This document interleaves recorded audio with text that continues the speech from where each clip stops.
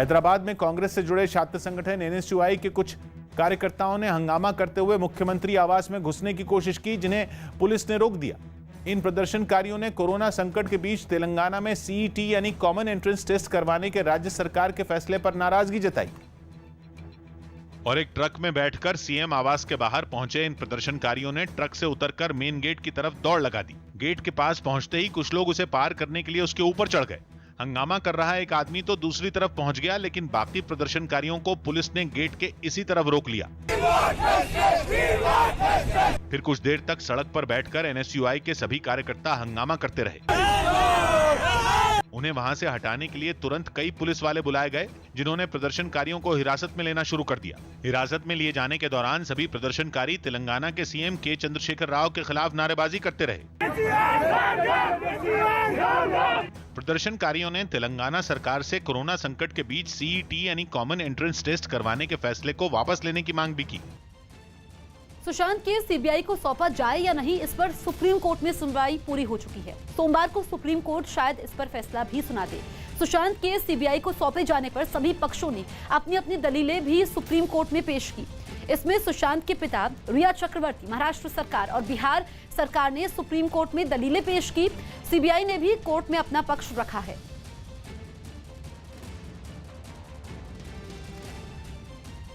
Court में एक तरफ जहां सुशांत के पिता सीबीआई जांच की वकालत की है, तो वहीं रिया चक्रवर्ती की तरफ से इसका विरोध किया गया। सुशांत के पिता की तरफ से कोर्ट में दलील दी गई कि सुशांत केस में मुंबई पुलिस की जांच गलत दिशा में है, तो रिया ने दलील दी कि इस केस में राजनीति हो रही है। इसके बाद सुशांत के पिता ने कहा कि मुंबई में एफआईआर दर्ज नहीं हुई, तो उन्होंने पटना में करवाई, जिस पर रिया की तरफ से कहा गया कि पटना पुलिस ज्यादा से ज्यादा 0 एफआईआर दर्ज कर सकती है। सुशांत के पिता ने कोर्ट को बताया कि जांच में मुंबई पुलिस से पटना पुलिस को मदद नहीं मिली, तो रिया की तरफ से दलील दी गई कि मुंबई पुलिस जब जांच कर रही है तो फिर पटना पुलिस क्यों करेगी। सुशांत के पिता ने इस केस की जांच सीबीआई को सौंपने को सही माना, तो वहीं रिया की तरफ से कहा गया कि पटना पुलिस ने गैरकानूनी तरीके से केस सीबीआई को दिया। सुशांत के पिता की कोर्ट में दलील है कि रिया खुद सीबीआई जांच की मांग कर रही थी, तो रिया की तरफ से कहा गया कि सीबीआई को नहीं बल्कि केस मुंबई पुलिस को ट्रांसफर करना चाहिए। सुशांत केस को लेकर महाराष्ट्र और बिहार सरकार भी सुप्रीम कोर्ट में आमने सामने है। दोनों की तरफ से भी कई दलीलें दी गई। महाराष्ट्र सरकार की दलील है कि मुंबई पुलिस इस केस की शुरू से जांच कर रही है, तो बिहार सरकार का कहना है कि पिता की शिकायत पर पटना पुलिस ने जांच शुरू की। महाराष्ट्र सरकार ने कोर्ट में कहा कि जांच का अधिकार सिर्फ मुंबई पुलिस को, तो बिहार सरकार की तरफ से कहा गया कि जब एफआईआर पटना में हुई तो जांच का अधिकार भी पटना पुलिस का है। महाराष्ट्र सरकार ने कोर्ट में आपत्ति दर्ज करवाते हुए कहा कि बिना राज्य सरकार को बताए सीबीआई को केस कैसे दे दिया गया, तो इस पर बिहार सरकार ने दलील दी कि मुंबई पुलिस की मदद नहीं मिलने की वजह से केस सीबीआई को दिया गया। इस पर महाराष्ट्र सरकार ने दलील दी कि ऐसी कोई वजह नहीं कि केस सीबीआई को दिया जाए, तो बिहार सरकार ने कहा कि सुशांत के खाते से काफी पैसे निकाले गए, तो जांच सीबीआई ही करे। इसके बाद महाराष्ट्र सरकार ने बिहार चुनाव की वजह से सुशांत केस पर सियासत का आरोप लगाया, तो बिहार सरकार ने महाराष्ट्र सरकार पर ही राजनीति करने का आरोप लगा दिया। सुप्रीम कोर्ट में सीबीआई ने भी अपनी दलीलें पेश की। सीबीआई ने कोर्ट में कहा कि सुशांत केस की जांच उसे ही करने दी जाए। सीबीआई ने कहा कि जब कोई भी राज्य कोई केस भेजता है तो जांच का अधिकार सीबीआई का होता है। सीबीआई ने बिहार सरकार की सिफारिश का हवाला देते हुए जांच करने की बात कही। यही नहीं, सीबीआई ने ये दलील भी दी कि मामला कई राज्यों में फैला है, इसलिए सीबीआई को जांच करनी चाहिए। कोर्ट में सीबीआई ने कहा कि सुशांत केस में मुंबई में अभी तक कोई एफआईआर दर्ज नहीं हुई, इसलिए मुंबई पुलिस की 56 लोगों से पूछताछ की कानूनी अहमियत नहीं है। साथ ही दलील दी कि मुंबई में जब एफआईआर ही नहीं है तो सीबीआई को मुंबई में जांच से रोका नहीं जा सकता है।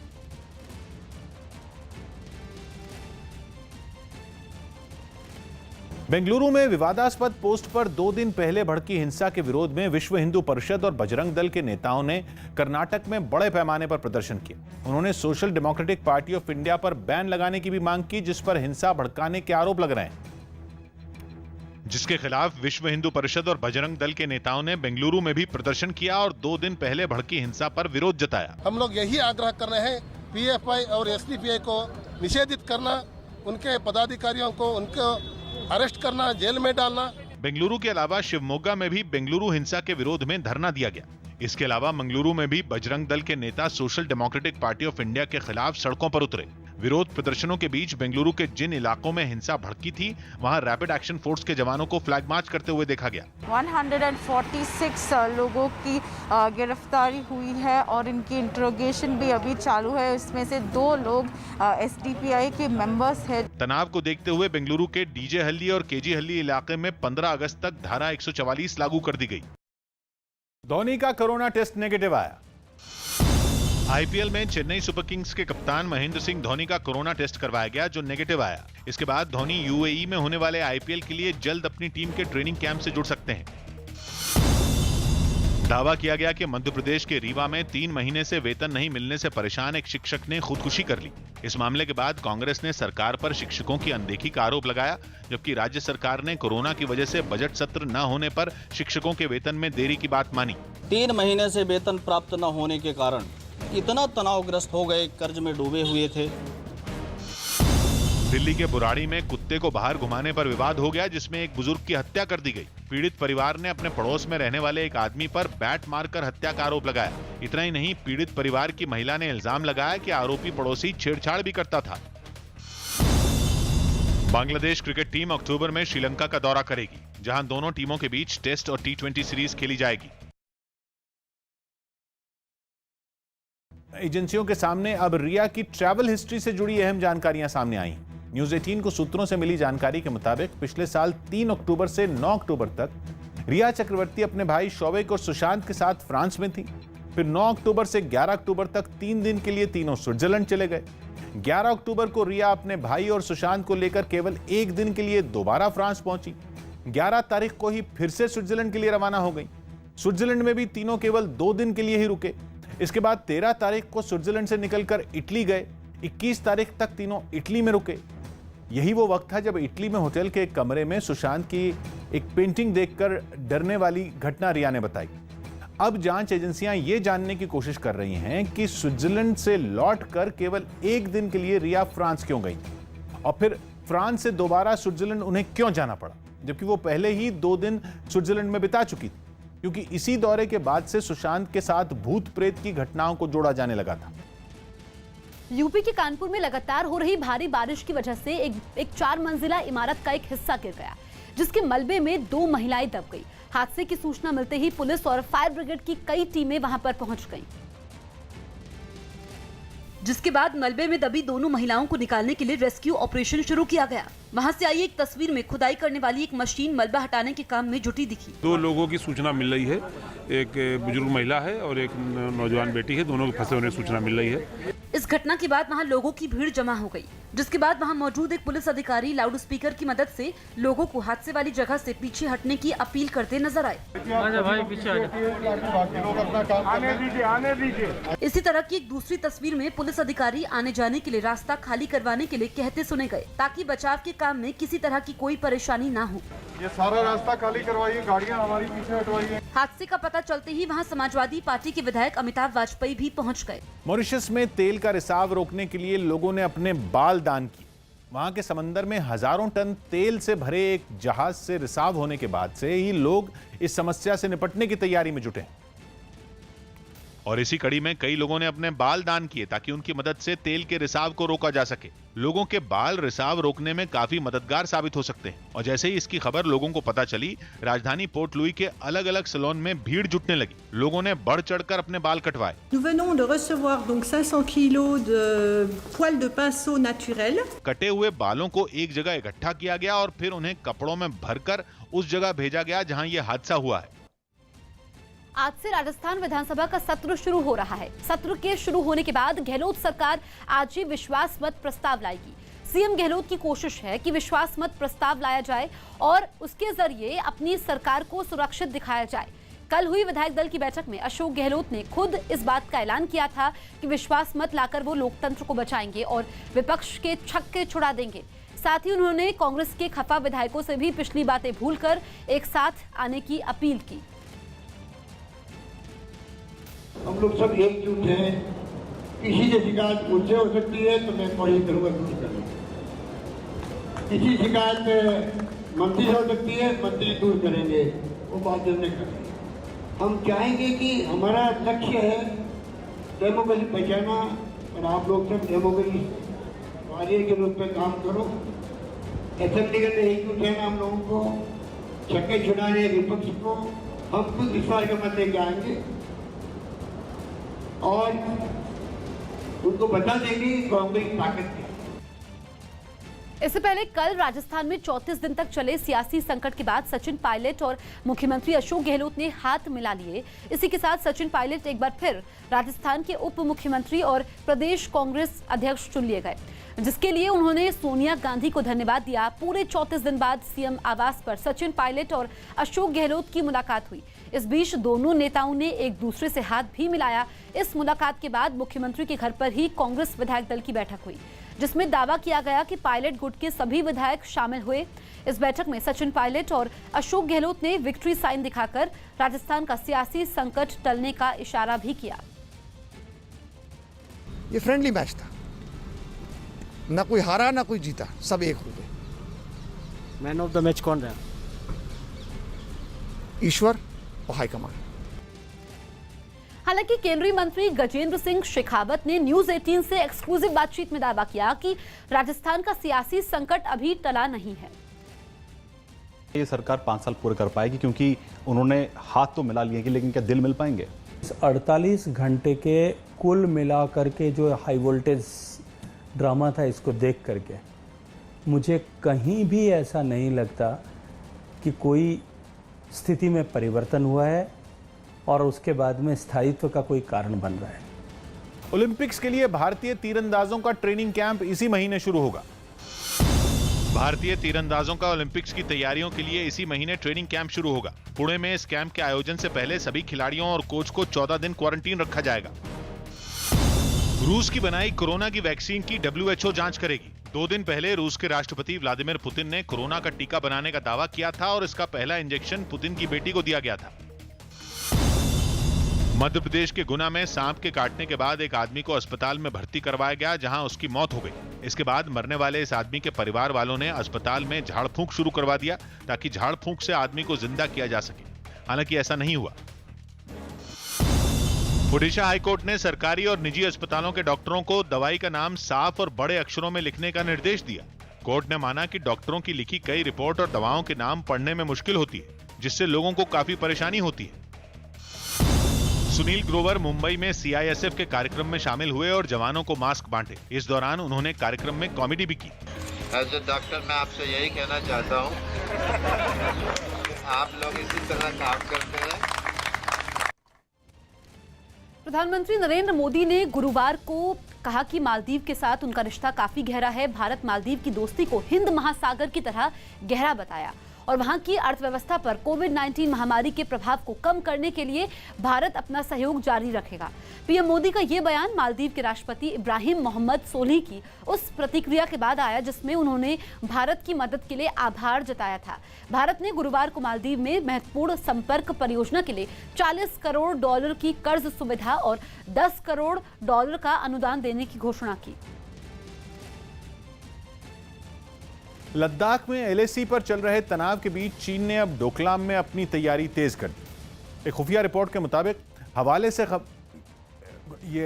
खुफिया रोड के हवाले से खबर है कि चीन ने हाल ही में वहां पर सर्वेलेंस के लिए 2 सिस्टम लगाए हैं, जिनके जरिए भारतीय सेना की हर हलचल पर नजर रखने की कोशिश की जाएगी। साथ ही सिंचला दर्रे के करीब एक हाईटेक कैमरा भी लगाया गया। इसके अलावा चीन ने वहां पर सड़कों की मरम्मत का काम भी तेज कर दिया है।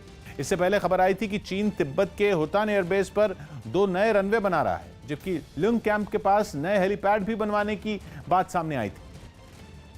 आज गहलोत सरकार विश्वास प्रस्ताव लाने जा रही है, जिसके लिए बीएसपी ने एक बार फिर अपने 6 विधायकों के लिए व्हीप जारी किया है। बीएसपी की तरफ से अपने विधायकों के लिए जारी व्हीप में कहा गया कि विधानसभा में किसी भी कार्रवाई या फिर विश्वास प्रस्ताव के समय कांग्रेस के खिलाफ वोट किया जाए। इसके साथ ही पार्टी ने विधायकों को चेतावनी भी दी है। पार्टी का कहना है कि व्हीप का उल्लंघन करने पर दल बदल कानून के तहत कार्रवाई की जाएगी। पिछले साल राजस्थान में बीएसपी के सभी 6 विधायक कांग्रेस में शामिल हो गए थे, जिसे कोर्ट में चुनौती भी दी गई है। थाईलैंड में फेरबदल के बाद बनी नई कैबिनेट ने राजा के सामने शपथ ली। वहां राजशाही के खिलाफ आंदोलन शुरू होने के बाद कैबिनेट के ज्यादातर सदस्यों ने इस्तीफा दे दिया था, जिसके कुछ दिन बाद नई कैबिनेट के सदस्यों ने राजा महावजीरलोंगकोर्न के सामने शपथ ली। ये शपथ समारोह शाही महल के एक बड़े से कमरे में हुआ, जहां प्रधानमंत्री और उनकी कैबिनेट के बाकी सदस्य एक कतार में खड़े नजर आए। कुछ देर बाद राजा अपनी रानी के साथ वहां पहुंचे, जिनका सभी ने झुककर स्वागत किया। राजा की इजाजत के बाद शपथ लेने का कार्यक्रम शुरू किया गया। शपथ समारोह के बाद राजा अपनी पत्नी के साथ एक बौद्ध मंदिर के लिए रवाना हुए, जहां उनको गार्ड ऑफ ऑनर दिया गया। मंदिर पहुंचने के बाद उन्होंने बौद्ध रीति रिवाजों के मुताबिक पूजा की। राजशाही के खिलाफ हुए प्रदर्शनों के बाद राजा पहली बार लोगों के सामने आए थे। इस दौरान लोग भी जमीन पर लेटकर उनका सम्मान करते दिखे।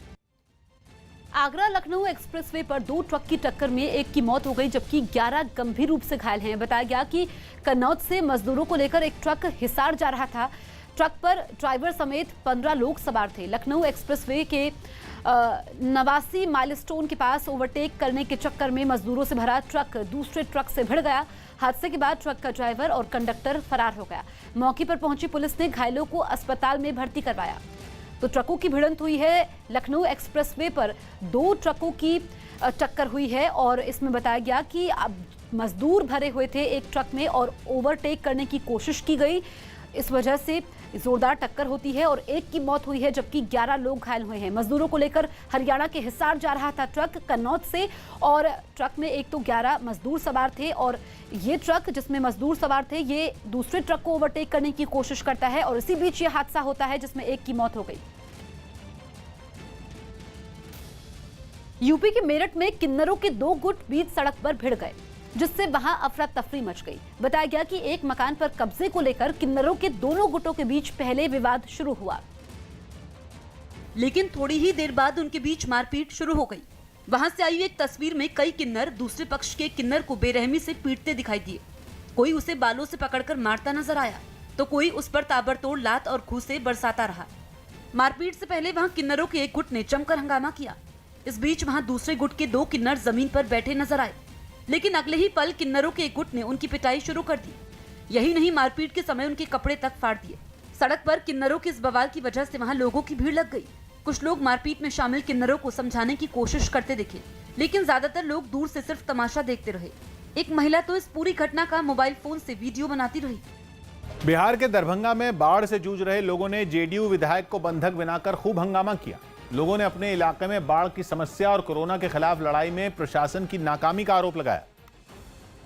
और इन मुद्दों पर जेडीयू के विधायक शशि भूषण हजारी को कई घंटों तक घेर कर रखा। गुस्साए लोगों के तेवर देखकर विधायक की बोलती बंद हो गई। जवाब ही नहीं है। लोगों ने पोस्टरों के जरिए उनके खिलाफ कई आरोप भी लगाए और उनके सामने ही नारेबाजी की।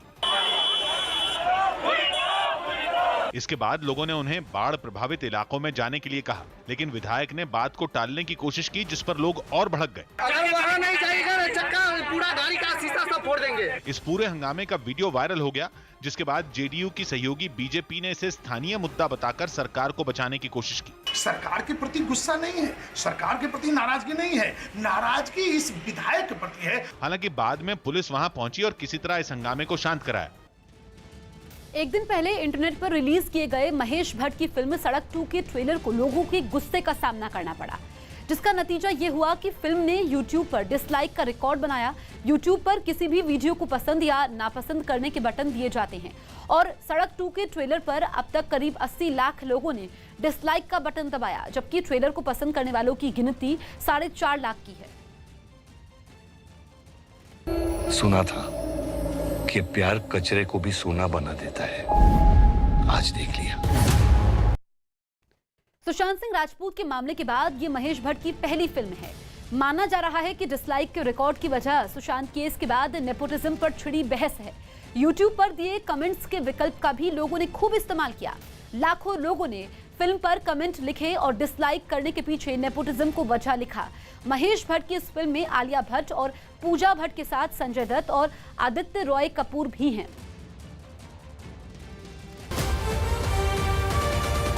चला ना गोली, चला। सबसे अहम बात यह है कि फिल्म का ट्रेलर उस वक्त जारी हुआ जब संजय दत्त को फेफड़ों के कैंसर की खबर सामने आई। कुछ लोगों ने तो डिसलाइक करने के बाद कमेंट्स में संजय दत्त के लिए सॉरी भी लिखा। चीन के दक्षिणी प्रांत हाइनान में तस्करों के कब्जे से छुड़ाए गए कछुओं को फिर से समंदर में छोड़ दिया गया। बताया गया कि बीते दिनों तस्करों के खिलाफ बड़ी कार्रवाई कर हाइनान से 70 और जियांगसू से 29 कछुए छुड़ाए गए और इन कछुओं को फिर से समंदर में छोड़ने के लिए पानी के जहाज से ले जाया गया। इस मौके पर प्रशासन के लोग कछुओं को पानी में डालते दिखे और जैसे ही कछुए पानी में पहुंचे वो पहले की तरह तैरते नजर आए। बताया गया कि तस्करों की जांच के दौरान ये सभी कछुए मिले जिनमें कई संरक्षित प्रजाति के निकले जिन्हें मारने पर रोक है। कुछ कछुओं को तो बचाव टीम के लोग पानी में डालते दिखे, जबकि कई कछुए पानी देखकर खुद ही समंदर में उतर गए। हिमाचल प्रदेश के मुख्यमंत्री के सुरक्षाकर्मी कोरोना पॉजिटिव मिले। हिमाचल प्रदेश के मुख्यमंत्री जयराम ठाकुर की सुरक्षा में तैनात 5 सुरक्षाकर्मी कोरोना पॉजिटिव पाए गए, जिसके बाद उन्हें इलाज के लिए अस्पताल में भर्ती करवाया गया। यूपी की राजधानी लखनऊ में पुलिस ने मुठभेड़ के बाद 25,000 के इनामी बदमाश को गिरफ्तार कर लिया। बदमाश पर हत्या समेत 17 केस दर्ज हैं और पुलिस कई दिनों से उसकी तलाश में जुटी थी। भागने की नियत से उन्होंने पुलिस पर फायर किया, जिसकी जवाबी कार्रवाई में उसमें से एक व्यक्ति घायल हुआ है और दूसरे व्यक्ति फरार होने में सफल हो गए। उसके लिए टीम लगाई गई है। जम्मू कश्मीर के पुलवामा में हाईवे पर हुए एक सड़क हादसे में 2 लोगों की मौत हो गई। हादसे का एक वीडियो भी सामने आया, जिसमें एक तेज रफ्तार ट्रक 2 कारों को टक्कर मारती दिखी। हिमाचल प्रदेश के नाहन में एक बस के खाई में गिरने से एक आदमी की मौत हो गई, जबकि 2 लोग बुरी तरह घायल हो गए, जिन्हें अस्पताल में इलाज के लिए भर्ती करवाया गया। यूपी के संभल में एक दारोगा को एंटी करप्शन की एक टीम ने 25,000 की रिश्वत लेते रंगे हाथ गिरफ्तार कर लिया। यूपी के बांदा में करंट लगने से 2 बच्चों की दर्दनाक मौत हो गई। हादसा उस वक्त हुआ जब दोनों बच्चे घर से खेत जा रहे थे। उसी बीच रास्ते में पड़े बिजली की तार पर पैर रखने से दोनों की जान चली गई। ट्रेनों में भीख मांगने को अपराध बताने वाले कानून में बदलाव किया जा सकता है। खबरें हैं कि भारतीय रेल अधिनियम 1989 में बदलाव के लिए केंद्र सरकार को एक प्रस्ताव भेजा गया है। बताया जा रहा है कि रेलवे ने अपने इस प्रस्ताव में ट्रेनों में भीख मांगने को अपराध बताने वाले कानून को बदलने की मांग की। अगर इस प्रस्ताव को सरकार से मंजूरी मिल जाती है तो रेलवे स्टेशनों, ट्रेनों और प्लेटफॉर्म पर भीख मांगना अपराध नहीं रहेगा। हालांकि अभी ये एक प्रस्ताव ही है, मतलब ऐसा कोई फैसला लागू नहीं हुआ है। कहा तो यह भी जा रहा है कि रेलवे ने अपने प्रस्ताव में ट्रेनों में सिगरेट पीने के नियमों में भी बदलाव करने की मांग की है। बताया जा रहा है कि ट्रेन में सिगरेट पीने पर जेल की सजा का प्रावधान खत्म करने और केवल जुर्माना वसूलने का जिक्र भी प्रस्ताव में किया गया है, जिस पर अब केंद्र सरकार की तरफ से विचार किया जा सकता है। रेलवे के प्रस्ताव को अगर मंजूरी मिलती है और कानून में बदलाव होता है तो सूत्रों के मुताबिक ट्रेन, रेलवे प्लेटफॉर्म और स्टेशन परिसर में भीख मांगना अपराध नहीं रह जाएगा। मध्य प्रदेश के बैतूल में लगातार हो रही बारिश की वजह से 50 साल पुरानी इमारत अचानक से जमींदोज हो गई। हादसे में किसी को कोई नुकसान तो नहीं हुआ, लेकिन इस घटना ने वहां रहने वाले लोगों को खौफ से भर दिया। और इस हादसे का एक वीडियो भी सामने आया, जिसमें चंद सेकंड के अंदर पूरी इमारत मलबे में तब्दील होती दिखी। जिस वक्त इमारत गिरी उस वक्त वहां कई लोग मौजूद थे, जिन्हें इस घटना ने खौफ से भर दिया।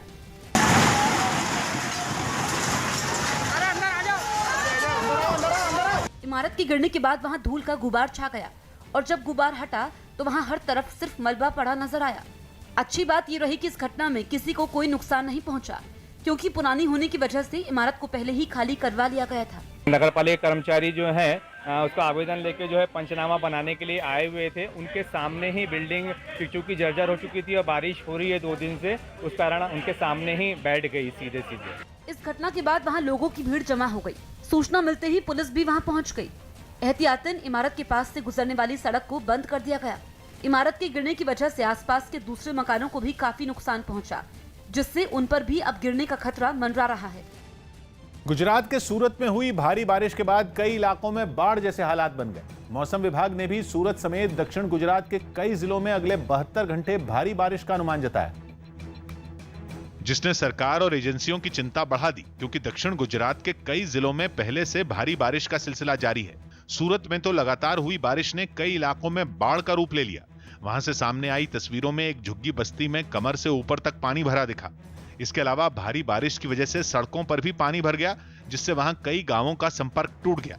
रिहायशी इलाकों में भी भारी बारिश की वजह से लोग अपने घरों में कैद हो गए। सामने आई तस्वीरों में कई मकान बारिश के पानी से घिरे दिखे। सूरत में यह हाल भारी बारिश की चेतावनी से पहले है, जिसकी वजह से वहां लोग काफी डरे हुए हैं। जम्मू कश्मीर के पुलवामा के नेशनल हाईवे पर हादसे की हैरान करने वाली तस्वीर सामने आई है। सीसीटीवी कैमरे में रिकॉर्ड हुए फुटेज में हाईवे पर एक के बाद एक गाड़ियां और ट्रक आते दिखे। इसी बीच एक साइड रोड से कुछ गाड़ियां हाईवे की दूसरी तरफ जाने के लिए आती दिखाई दी। कुछ गाड़ियां और ट्रकों के वहां से गुजर जाने के बाद एक एक कर 2 गाड़ियां सड़क पार करने के लिए बढ़ने लगी। तभी हाईवे पर आ रहे गिट्टियों से लदे एक ट्रक ने पहले एक गाड़ी को टक्कर मारी, फिर दूसरी गाड़ी को टक्कर मारते हुए पलट गया। ट्रक के पलटते ही उस पर लदी गिट्टियों ने कार को पूरी तरह से ढक लिया। हाईवे पर हुए इस हादसे में 2 लोगों की मौत हो गई। अमेरिका के अटलांटा से एक दिल दहला देने वाले हादसे का वीडियो सामने आया। वहां एक अस्पताल के बाहर खड़ी मर्सिडीज बेकाबू होकर इमरजेंसी वार्ड के अंदर घुस गई। इसकी वजह से वहां मौजूद कई लोग कार की चपेट में आ गए। इससे पहले वो मर्सिडीज अस्पताल के इमरजेंसी वार्ड के सामने खड़ी नजर आई। कुछ देर बाद वो धीरे धीरे आगे बढ़ने लगी और फिर अचानक सामने खड़ी एक दूसरी कार से टकरा गई। हालांकि टक्कर के बाद मर्सिडीज रुक गई, लेकिन तभी उसमें मौजूद बुजुर्ग महिला ने एक्सेलरेटर को दोबारा दबा दिया। इसके बाद तो कार पूरी तरह बेकाबू हो गई और दरवाजा तोड़ते हुए सीधा इमरजेंसी वार्ड के अंदर घुस गई। मर्सिडीज की टक्कर से इमरजेंसी वार्ड का एक हिस्सा पूरी तरह बर्बाद हो गया। गाड़ी को अंदर आते देख वहां हड़कंप मच गया और लोग जान बचाकर भागने लगे, जबकि कुछ लोग कार की चपेट में आ गए। इस हादसे में एक की मौत हो गई, जबकि 4 लोग बुरी तरह घायल हो गए। लखनऊ के बहुजन प्रेरणा केंद्र में मायावती की नई मूर्तियां लगाई गई। लखनऊ के बहुजन प्रेरणा केंद्र में बीएसपी अध्यक्ष मायावती की 3 नई मूर्तियां लगाई गई। इससे पहले वहां मायावती की सिर्फ एक संगमरमर की मूर्ति लगी हुई थी। ये मूर्ति उनके सत्ता में रहने के दौरान लगाई गई थी। मुंबई पुलिस ने साइबर हमले से बचने के लिए अलर्ट जारी किया और लोगों को ऑनलाइन फिल्म दिखाने की फर्जी वेबसाइटों से बचने की सलाह दी।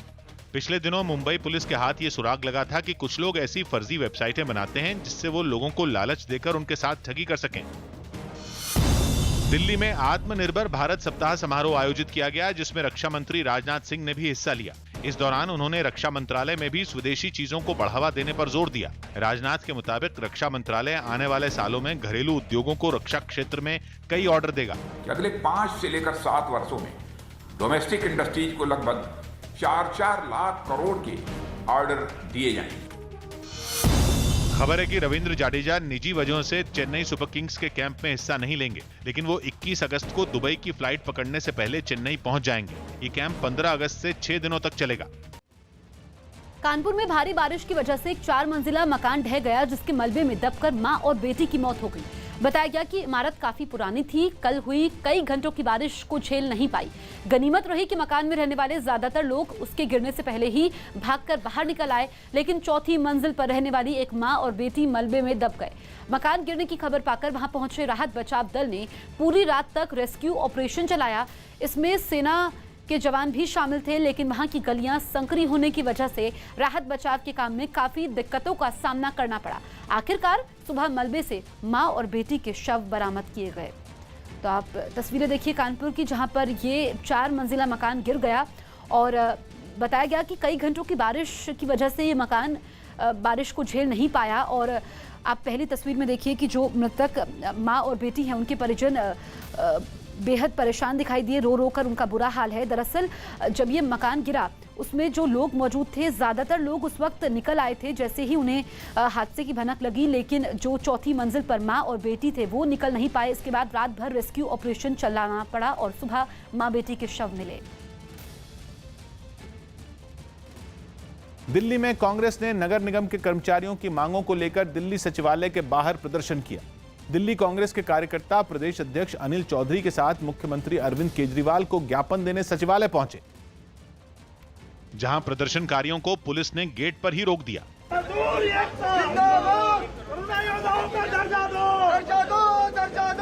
दिल्ली नगर निगम में काम करने वालों को कई महीनों से वेतन नहीं मिलने के विरोध में प्रदर्शनकारी हाथों में कटोरा लिए नजर आए और सचिवालय के अंदर जाने से रोकने पर नारेबाजी करने लगे।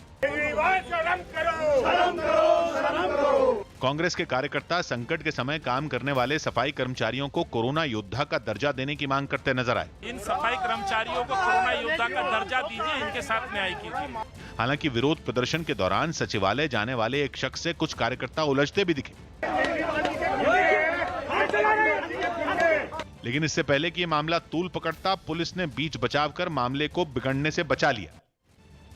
मध्य प्रदेश के सिवनी में नेशनल हाईवे 7 पर 2 ट्रकों की आमने सामने भीषण टक्कर हो गई। टक्कर इतनी तेज थी कि देखते ही देखते दोनों ट्रकों ने आग पकड़ ली। इस आग में दोनों ट्रकों के ड्राइवरों की जलने से मौत हुई। वहीं दोनों ट्रकों में सवार 4 लोगों ने कूदकर अपनी जान बचाई, लेकिन जख्मी हो गए। सभी घायलों को अस्पताल में भर्ती करवाया गया है। 3 से 4 लोग घायल हैं जो अस्पताल में इनका इलाज चल रहा है और 2 लोग अलग अलग ट्रकों में टक्कर लगने से जलकर मौत हो गई है। फिलहाल रोड क्लियर कराया जा रहा है और बॉडी हटाई जा रही है यहाँ से। अमेरिका के कैलिफोर्निया के जंगलों में आग लगने के बाद सैकड़ों लोगों को अपना घर छोड़ना पड़ा। एक दिन पहले भड़की आग तेज हवाओं की वजह से बेहद तेजी से फैल गई और जंगल के एक बड़े हिस्से को जलाकर राख कर दिया। हर तरफ से आग की भीषण लपटें उठती दिखाई दी। हरे भरे पेड़ लपटों में घिरे नजर आए। जंगल के जल रहे हिस्सों से उठते धुएं से पूरा आसमान ढक गया। हालात ऐसे हो गए कि काले धुएं की वजह से दिन में ही अंधेरा छा गया। हालांकि वहां दमकल की टीमें पूरी ताकत झोंकती नजर आईं। आग बुझाने के लिए कई हेलीकॉप्टरों की मदद ली गई जो जंगल के जल रहे हिस्सों पर आसमान से पानी की बौछार करते दिखे। इस आग से अभी तक किसी तरह के जान माल के नुकसान की खबर नहीं आई, लेकिन एहतियात बरतते हुए सरकार ने जंगल के आसपास के रिहायशी इलाकों को तुरंत खाली करा लिया। वायुसेना प्रमुख ने राजस्थान में एक एयरबेस का दौरा किया। वायुसेना प्रमुख RKS भदौरिया ने राजस्थान में पाकिस्तान सीमा के पास एक एयरबेस का दौरा किया और सुरक्षा हालात की जानकारी ली। इतना ही नहीं, उन्होंने MiG-21 लड़ाकू विमान में उड़ान भी भरी। शिवसेना सांसद संजय राउत के उस बयान पर हंगामा मच गया जिसमें उन्होंने सुशांत के परिवार को शांत रहने के लिए कहा था। मैंने शांत बैठना चाहिए जब तक मुंबई पुलिस का जांच पूरी नहीं। इस बयान के बाद बीजेपी ने शिवसेना पर सुशांत के परिवार को धमकाने का आरोप लगाया। ये बयान है या सुशांत के परिवार को शिवसेना के नेता धमकी दे रहे हैं? लखनऊ में बीजेपी नेता जयप्रकाश निषाद ने राज्यसभा चुनाव के लिए नामांकन दाखिल किया। नामांकन दाखिल करने के दौरान सीएम योगी आदित्यनाथ और डिप्टी सीएम केशव प्रसाद मौर्य भी वहां मौजूद रहे। समाजवादी पार्टी के नेता बेनी प्रसाद वर्मा के निधन के बाद यूपी में राज्यसभा की एक सीट खाली हुई है, जिसके लिए 24 अगस्त को उपचुनाव होगा। संविधान के अंतर्गत जो भी हमारा निर्वहन होगा उसका पूरा अच्छी तरह से जो कोरोना संकट के बावजूद बेंगलुरु में हॉकी कैंप के लिए तैयारियां तेज हो गईं। 19 अगस्त से वहां भारतीय पुरुष और महिला हॉकी टीमें अपनी ट्रेनिंग शुरू करेंगी। इससे पहले हॉकी टीम के कप्तान मनप्रीत समेत 6 खिलाड़ियों को कोरोना हो गया था और सभी को इलाज के लिए अस्पताल में भर्ती करवाना पड़ा था। इस मामले के बाद से कैंप के आयोजन पर सस्पेंस बन गया था। लखनऊ में पुलिस ने मुठभेड़ के बाद एक 25,000 के इनामी बदमाश को गिरफ्तार किया है। पुलिस के मुताबिक चेकिंग के समय 2 लोग एक बाइक पर आते दिखे। जब पुलिस ने दोनों को रोकने की कोशिश की तो उन्होंने फायरिंग शुरू कर दी। पुलिस की तरफ से भी जवाबी फायरिंग की गई जिसमें एक बदमाश घायल हो गया, लेकिन एक बदमाश मौके का फायदा उठाकर भागने में कामयाब रहा। पुलिस ने बताया कि पकड़े गए बदमाश पर 25,000 का इनाम रखा था। बिना नंबर के गाड़ी से चल रहा था, रोकने के लिए कहा गया तो नहीं रुका और तेजी से निकल गया। उसका पीछा किया गया। भागने की नियत से उन्होंने पुलिस पर फायर किया, जिसकी जवाबी कार्रवाई में उसमें से एक व्यक्ति घायल हुआ है और दूसरे व्यक्ति फरार होने में सफल हो गए। उसके लिए टीम लगाई गई है। घायल व्यक्ति की शिनाख्त इजराइल के नाम से हुआ है, जो कि 25,000 का इनामी भी है। गुजरात के राजकोट में मूसलाधार बारिश ने लोगों की मुसीबत बढ़ा दी। केवल 8 घंटे में 100 मिलीमीटर बारिश हो गई, जिसकी वजह से जगह जगह कई फीट तक पानी भर गया। और ऐसे ही एक अंडरपास से गुजर रही बस पानी के बीच फंस गई। पानी बस की खिड़कियों तक पहुंचने वाला था और बस में सवार लोगों की जान पर आफत आ गई। आसपास के लोगों ने मौके पर पहुंचकर बस से लोगों को निकालना शुरू कर दिया। करीब 4 फीट तक पानी भरा हुआ था, जिसके बीच से लोग धीरे धीरे अपना सामान हाथ में पकड़कर निकलते रहे। बाद में खुदाई करने वाली एक मशीन से खींचकर बस को बाहर निकाला गया, लेकिन इसी अंडरपास के नीचे कुछ घंटे बाद एक एम्बुलेंस फंस गई। एम्बुलेंस में मरीज और उसके परिवार के लोग भी थे जिन्हें अस्पताल पहुंचना था। काफी देर फंसे रहने के बाद एम्बुलेंस को रस्सी से खींचकर बाहर निकाला गया। कुछ घंटे और बीतने के साथ पानी का स्तर कुछ कम जरूर हुआ, लेकिन इतना कम नहीं हुआ कि ट्रैफिक निकल पाए। अंडरपास से निकलने की कोशिश में एक कार भी पानी में घंटों तक फंसी रही। ग्रेटर नोएडा में एक बार फिर पुलिस और बदमाशों के बीच मुठभेड़ हुई। मुठभेड़ में गोली लगने से 2 बदमाश घायल हो गए। पकड़े गए बदमाश हाईवे पर कार में लोगों को लिफ्ट देकर हथियार के बल पर लूटपाट किया करते थे।